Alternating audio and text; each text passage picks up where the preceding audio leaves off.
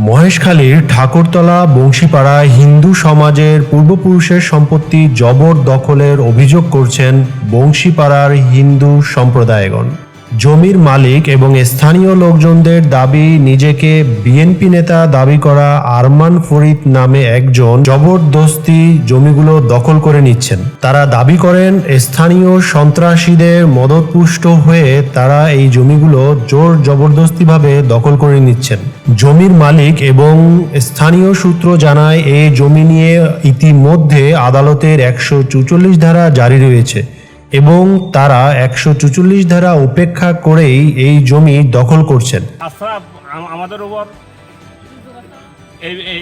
এই বিএনপির ক্ষমতা বলে এই হিন্দুদের সম্পত্তি জোরদখল করতেছে সন্ত্রাসী জিকে আলম মাধ্যমে। হইল এই বড় মহেশখালী ইউনিয়নের আরমান ফরিদ, বড় মহেশখালী ইউনিয়নের আরমান ফরিদ বিএনপির নামধারী। আমরা চাচ্ছি যে আমাদের ক্ষতিকানভুক্ত জায়গা, আমরা আমাদের জায়গাটা আমরা নিরাপদে আমরা এই আমাদের দখলে থাকার মতো আমরা একটা প্রশাসনের কাছে আর্জি জানাচ্ছি। বিষয় থানায় এই জিডি করছি এবং এই কক্সবাজার অতিরিক্ত ম্যাজিস্ট্রেট আদালতে 590/2025 দ্বারা 140 দ্বারা জারি করছে।